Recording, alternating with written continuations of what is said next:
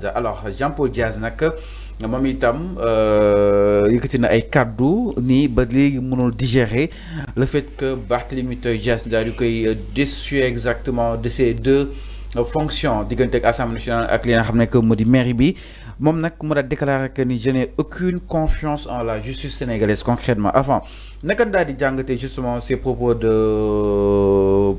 Jean-Paul Diaz yi nga xam ni itam démb ba tey mi ngi secouer concrètement la toile là. Oui, mais Jean-Paul Diaz c'est un père qui protège son fils c'est tout à fait normal bu waxulee lii lan lay wax c'est un père qui protège son fils Barthélémy Diaz parce que il a vu que son fils Barthélémy Diaz il est passé par les mailles les filets de la justice ba ñu radier ko comment dire je ne dirais pas radier ñu déchoir ko de la mairie génnee ko Assemblée nationale tey Barthélémy moom son papa Jean-Paul Diaz bu waxalee loolu lan lay wax buñ ko nee tey waxal ana lan lay wax day ne man je n'ai pas confiance à la justice d'accord ma ci justice bi nu muy doxee parce que justice bi dafa jeng mais Jean-Paul Diaz loolu kese la mën a wax. mais au-delà de ça nee na cette affaire n'est rien d'autre qu'un acte de méchanceté concrètement. mais c'est moo tax ma ne la c'est un père qui parle parce que son fils a été victime.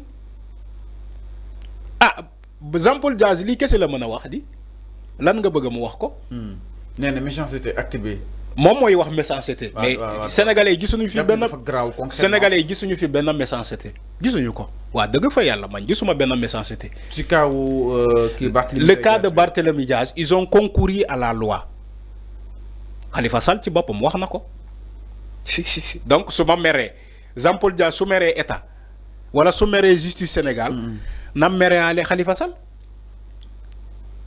Khalifa Sall moo taxaw biir Paris mu ne leen la situation de Barthélémy Diaz fait l'effet du concours de la loi qu'ils ont utilisé pour le déchoir de la mairie de Dakar et aussi jëlee ko Assemblée nationale même si moom Khalifa est d'accord ni que loi moo agiru mais waroon nañu mën a jiital élégance c'est ce que Khalifa Sall a dit d'accord naa ni loi la d'accord mais waroon nañu mën a jiital élégance. Khalifa loolu la wax. si le Jean-Paul Diaz nous dit aujourd'hui ni que way méchanceté la ñuy utiliser ci doomam il a le droit de le dire. Une autre question aussi concernant. il a le droit de le dire. bi nga xam ni itam ñoom yóbbu nañ fa saanu ko Cour suprême jàpp na ni da nga ko def nii rek. dans la forme waaye ñoom amuñu si yaakaar. du aboutir amuñu si yaakaar. du aboutir jàpp nañ que ni je n'ai aucune confiance en la justice. dans ce dossier a-t-il déclaré affichant un pessimisme assumé face aux institutions judiciaires jàpp nañ lii nag c'est un peu grave su ne ba jàpp ni yaa ngi biral mbir waaye xam nañ lii du aboutir concrètement. waaw mais lu taxoon ñoom ñu def recours bu fekkee il n'a pas confiance à la justice pourquoi ils ont fait un recours au niveau de la Cour suprême la Cour suprême c'est pas la justice. c'est-à-dire ñoom def nañ ko non Jean-Paul daanu na Jean-Paul Diaz mais ñoom def nañ ko mais xam nañ du aboutir. dama ne bi nga xamee du aboutir du ko bul ko def. c'est que yàq énergie la déedéet bëgg a pousser le régime devant les Sénégalais wala kon da leen bëgg a mettre devant leur responsabilité sûrement. Jean-Paul Diaz est contradictoire kilifa la je m'excuse mais il est contradictoire dans ses propos man su ma demee ba ne man je ne fais pas confiance à la justice sénégalaise du ma def recours damay toog sama kër yow Fallou je ne fais pas confiance à cette personne-là ma jox ko sama xaalis mu téye ma exemple laa la jox mais yow si tu n'as pas confiance à Fallou mais bu ko jox sa xaalis mu téye la en sachant que da koy lekk wala bu fekkee Fallou boo ko santee dara du ko def mais bu ko santati dara parce que du ko def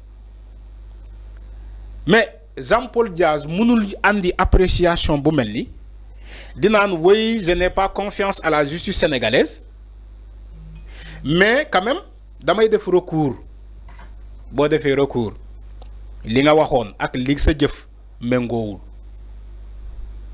kilifa boo waxee ñu ngi xaar ci yow say wax ak say jëf mu méngoo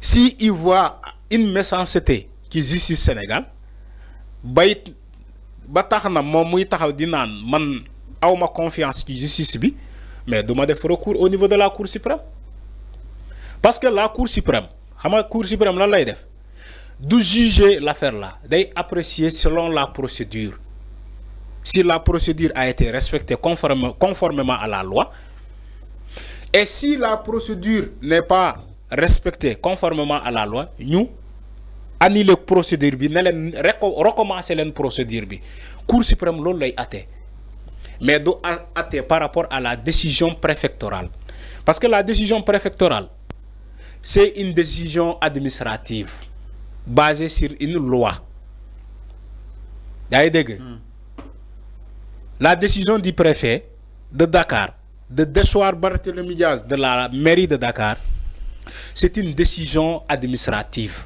basée sur la loi maintenant Cour suprême loolu lay atte day xool procédure bi est-ce que réellement ils ont respecté la loi est-ce que loi bi loolu la wax bu fekkee constaté na ni que loi bi effectivement loolu la wax day ne Barthélémy Diaz le préfet il est dans ses droits.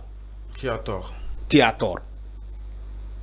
Si vous faites que procédure bi ils n'ont pas concouru à la loi la Cour suprême va dire au préfet attends tu n'as pas utilisé l'article boo xamante ne moom moo wax ci déchoir quelqu'un de la mairie de Dakar donc procédure bi baaxul damay annuler procédure bi nga recommencer waat ko.